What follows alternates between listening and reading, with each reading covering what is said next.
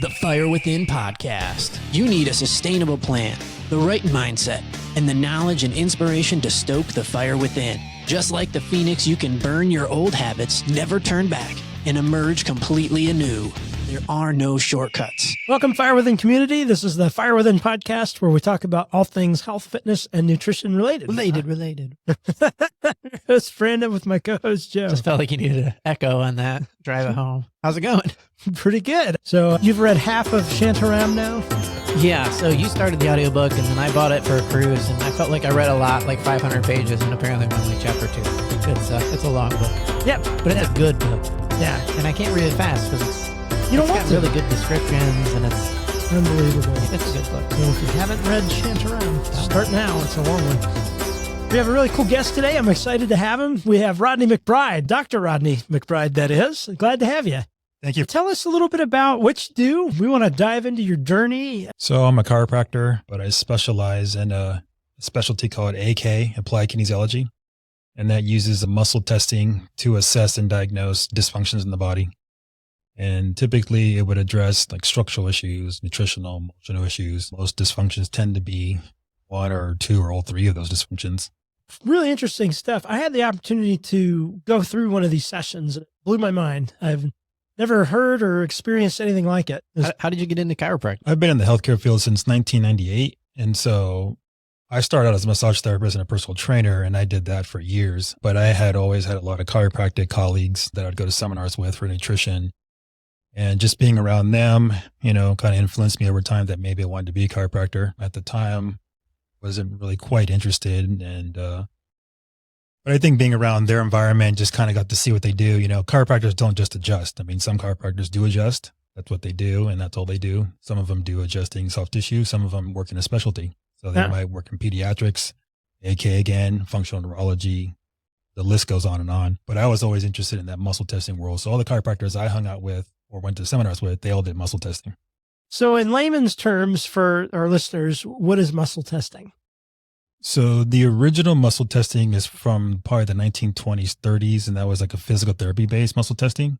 And so that was to test strength in the muscle. So a muscle has a certain action. You would put the muscle in that position, and then you'd have the person, push against your resistance, and you would test to see how much strength they have. Muscle testing for AK is a little bit different. It uses the same positioning in terms of the muscle testing, but it's not about strength. It's about function. So you want to see if the muscle's on and working, first of all, and then you can use that muscle test to basically from that point on diagnose what you want to diagnose.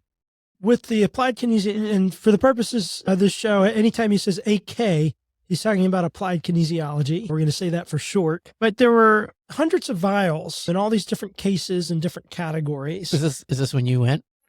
Yeah. So describe it. Like you go in for your test. How did it start? Yeah.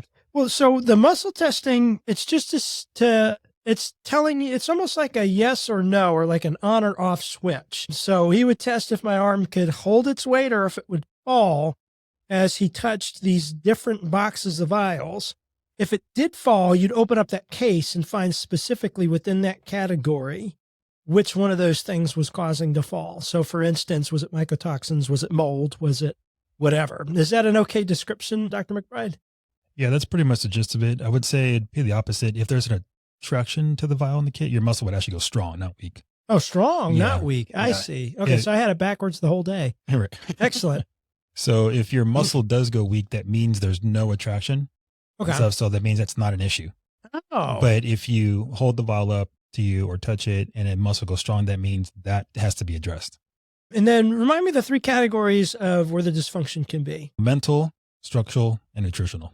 It was kind of interesting to see how they all intertwined. Now, just so I can give an example from my understanding and to kind of help the listeners along, if you had an ankle injury, so that's a physical obstruction. Mm. If it heals, but you are used to protecting that area and develop an imbalance for favoring that ankle, that's mental.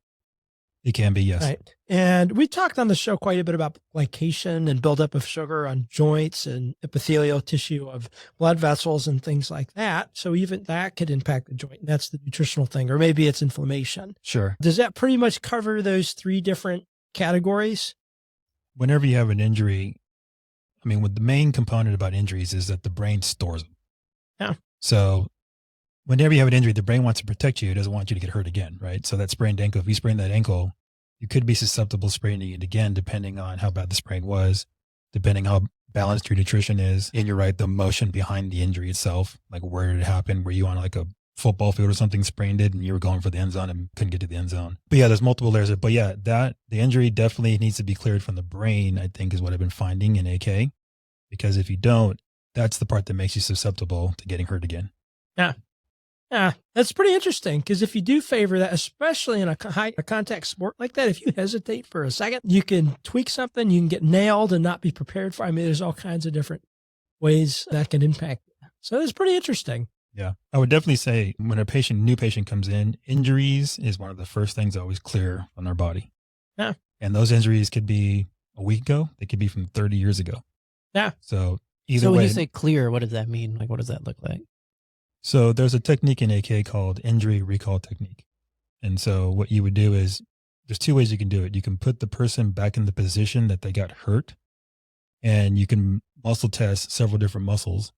If those muscles go weak, multiple muscles, that means they're globally hypertonic, or I guess hypotonic. So the brain's still reading the injury. That's one way you can do it. The other way, you can have the person place their hand over the area where they got hurt. And if you muscle test it and they go weak, that's a sign that there's an injury recall. So the technique is to have the patient leave their hand over the area where they got hurt. And then the doctor would flick the ankle, kind of like an ankle flick, just real light. And that clears the signaling from the injury. Now, is that like a nervous system thing or muscle? Like how does... It is a muscle thing, yes. So there's a reflex called the withdrawal reflex. So when you let's say you're walking down the street and you go to take a step and like you see a nail or something and you kind of like withdraw your foot back, right? So your kind of leg and whole leg kind of pulls back towards you, kind of goes into flexion, we would say. So that's called a withdrawal reflex. So that injury recall technique basically overrides that withdrawal reflex. It turns it off. So yes, it's neuro in terms of it tells the brain, hey, don't think about this anymore. We're going to clear it. And now we're going to go back to a clear signal. Now, what is it about flicking the ankle that clears that? How does that, what is the mechanism? How does that work? And why couldn't you flick, I don't know, my earlobe? Why is it? So the ankle is one area you can do it, and the upper cervical is another area you can do it. Okay. So like the C1, C2 cervicals in the upper part of the neck, you can use that area too. The ankle was used first in AK back in the 70s because there was some research that was done by a podiatrist who actually showed that a lot of chronic injuries in the body were related to feet stuff. Yeah. And so he didn't do injury recall, but he did other ways to fix the injuries in people's foot. You probably shouldn't Google feet stuff. Anyway. So there was a doctor in AK named Dr. Wally Schmidt. He had read this guy's research and had found that the ankle joint itself is related to injuries generally in the body. And so the people in AK decided, oh, let's try to figure this out, try to take it to, a different level. And they figured out if you basically move the ankle joint. So I guess what I would say, like extend the ankle joint, like pull on it and then flick it up. That's what resets the actual injury. If you actually push the ankle joint, compress it together, that actually will show the injury and stuff. So it's not going to heal damaged tissue, but if it's a pattern from an old injury, it's signaling kind of the nervous system to stop working as if that injury is still present. Is that kind of the deal? Yeah. So there's what's called proprioception in the body. Yep. And proprioception is basically how your body understands where you are in 3 dimensions, right? So like we're sitting here right now in chairs. We know we're in a room, right? My car is parked outside. My keys are here.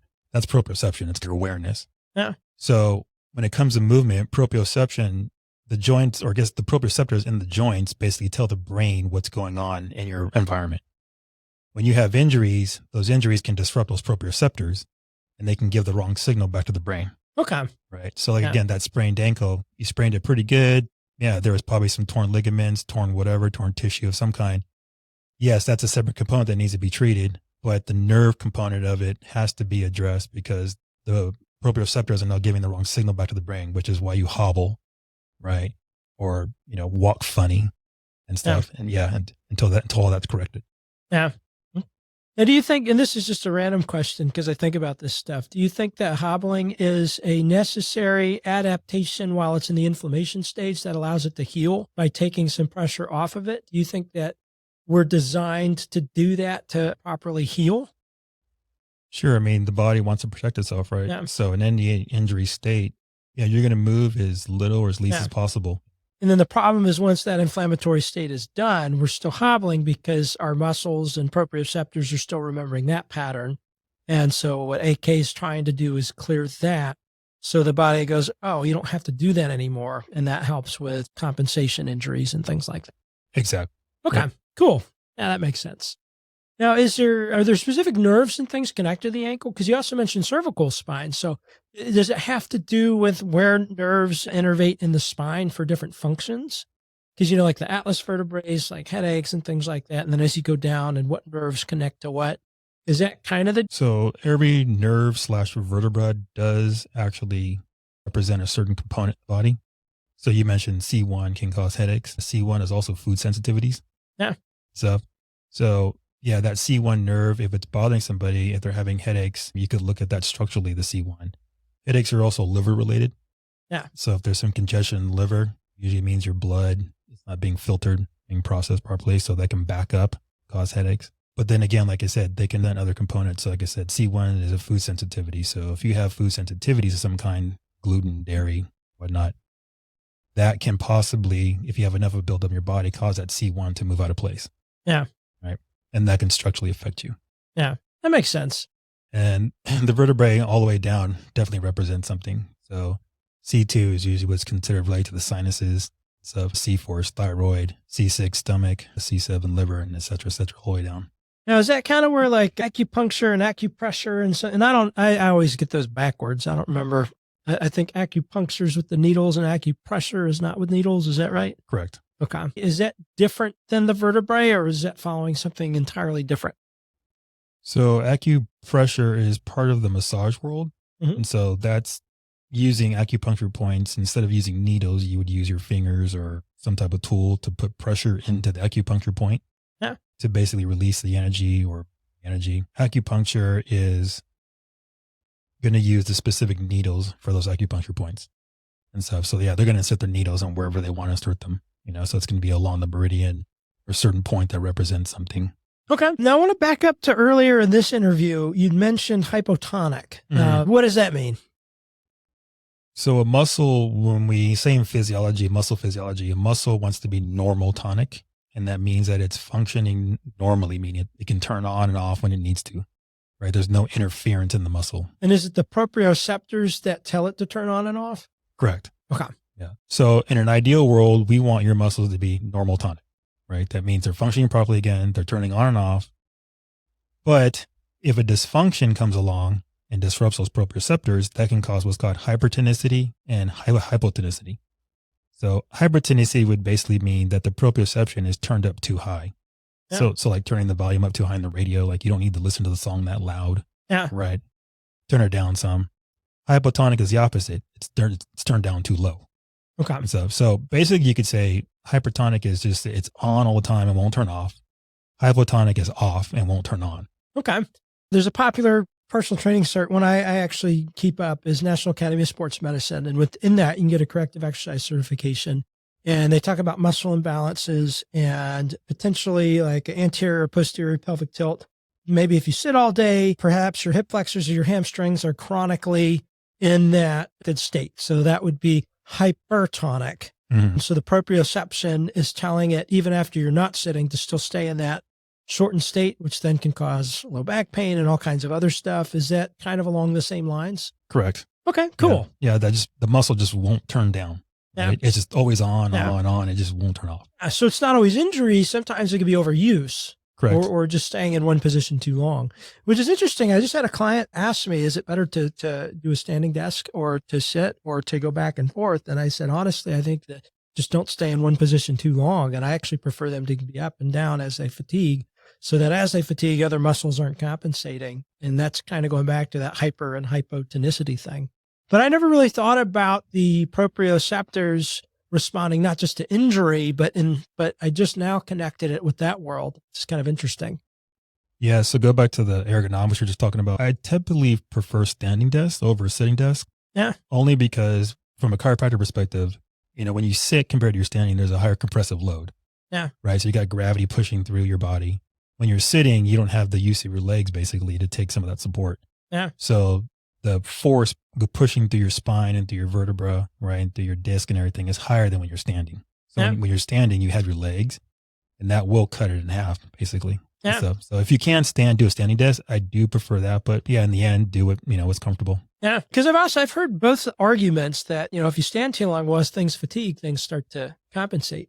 So I figure the best of both worlds will, okay, if you start getting tired there, sit. When you get tired there, stand. And just don't be in one position too long to where that overcompensation takes place. That's kind of my stance on it. But it's interesting to hear a chiropractor's perspective too. And that's a really good point about the increased load standing. Might depend on the person, the situation, all kinds of stuff. Sure. It can depend on your shoes you're wearing, right? Yeah. The surface you're standing on. Yeah. Are you standing on wood, carpet? Yeah. Right. You're standing on concrete, Yeah. Like you said, how long are you standing? Are you tilting to one side?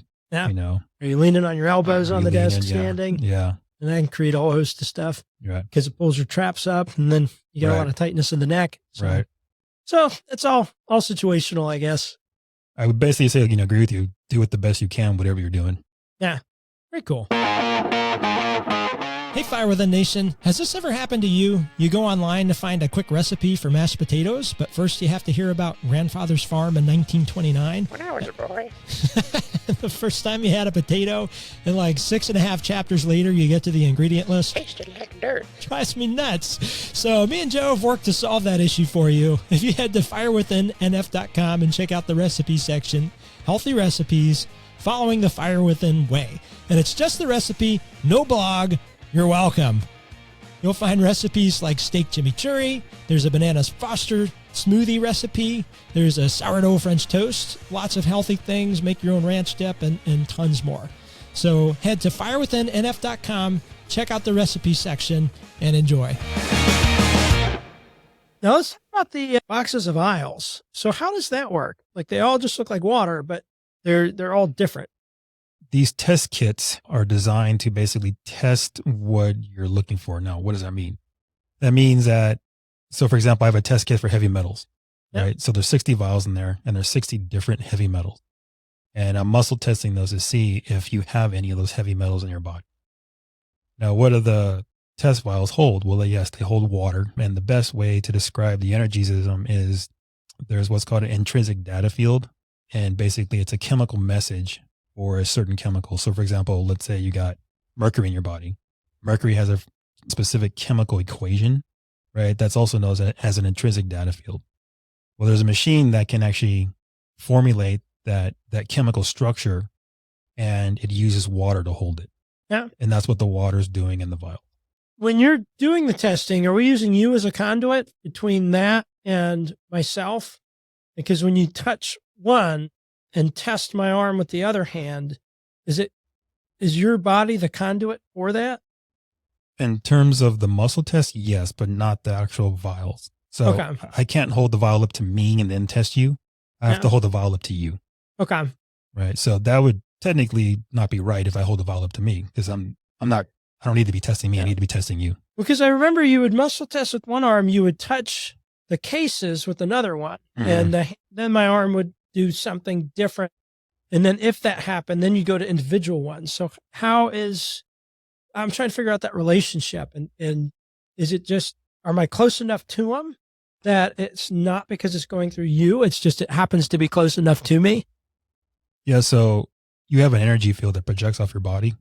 Right? Is that the magnetic one or something? There's different ways you can call it. They call it chi. Yeah. They call it like the torus field, MFT field. So if I hold the test kit up to you with all the vials in it and the muscle goes strong, that means there's what we call an attraction. Yeah. So it means there's something that needs to be addressed in there.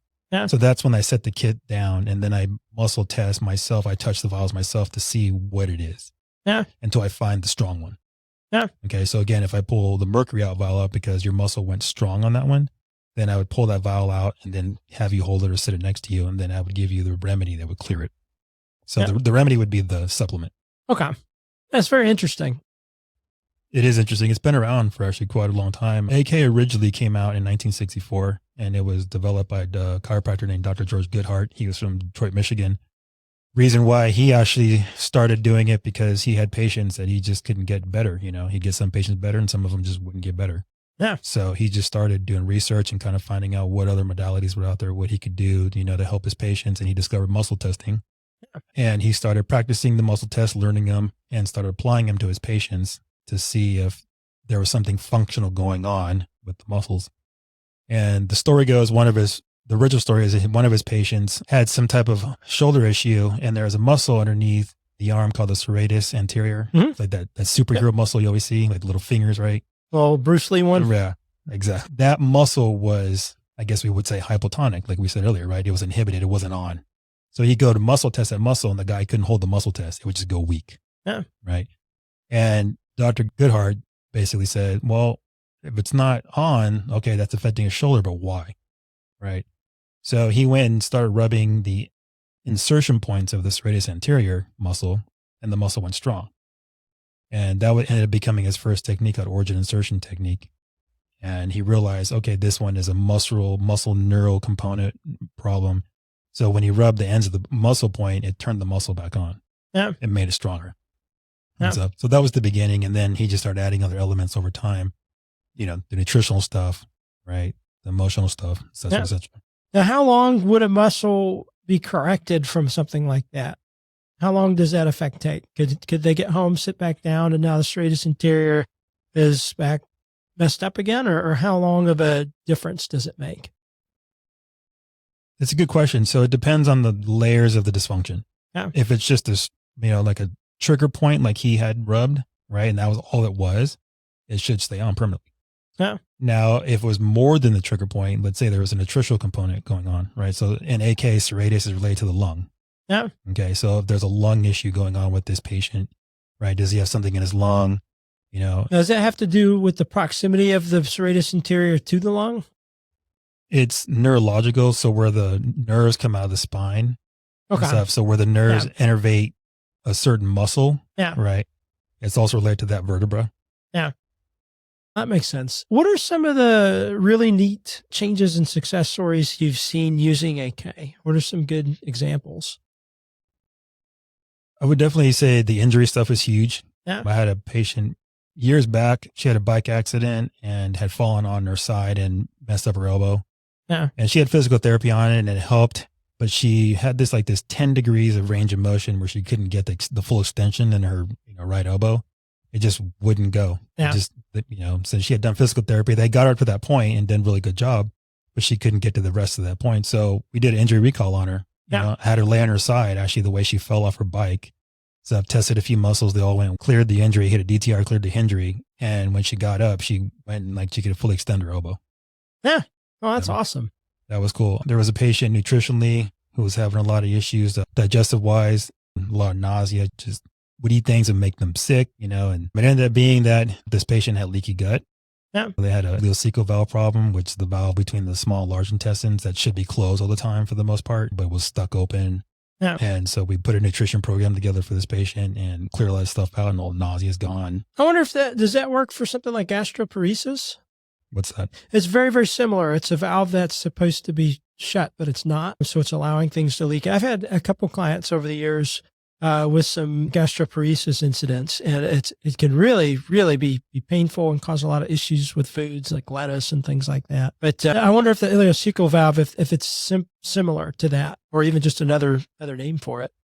I haven't heard that term. It could be possibly the same name. I haven't heard that term, but yeah, there's definitely a natural, function of the body, right? Certain things should be working at some point. Yeah. The ileocecal valve should be closed all the time for the most part, with the exception of when your small intestines has to pass waste into the large intestines, right? Yeah. You definitely don't want that mixing. You don't want that mixing.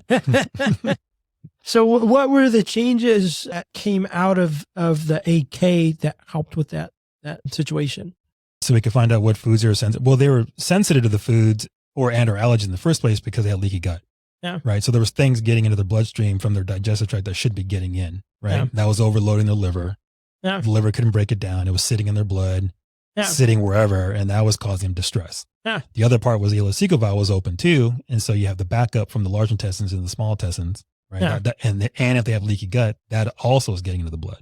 Yeah. Right. So it was a matter of basically sealing that up. Right. Yeah. So we put a supplement regimen, or I put a supplement regimen together to basically help seal up the leaky gut and then close up the ileocecal valve. Yeah. We had to put them on a certain diet for a time being. They couldn't eat certain foods and stuff. So I don't think they had true food sensitivities. I think the food sensitivities were a second thing because of the gut stuff. I see that a lot with my clients with leaky gut. And even if they like have a specific sensitivity to dairy or something, once all that's cleaned up and the liver's functioning, a lot of times those foods are tolerated better. Now, I know in my world, we would look at L-glutamine to kind of help with leaky gut. That'd be one of our main supplements. What would you use for leaky gut? So I use ochrapepsin E3, which is a product from Standard Process. I use chlorophyll, which is also another product from Standard Process. And those things sometimes by themselves or together will clear up leaky gut. Huh. I actually use L-glutamine sometimes myself and stuff. You can use chlorophyll for the ileocecal valve also too. Yeah. If the ileocecal valve, sometimes the ileocecal valve can be the opposite. Sometimes it's closed and won't open. Okay. Right. So there can be the opposite too. Usually that's vitamin D or calcium Okay. you would need for that. We had, I think his name was Vernon. He'd lost a bunch of weight, reverse type 2 diabetes, and he had a functional doctor, and he mentioned the ochrapepsin then. It was an episode we did a long time ago. So I guess I have heard that before. I just recalled it. But I guess it doesn't really make a difference. That's really cool.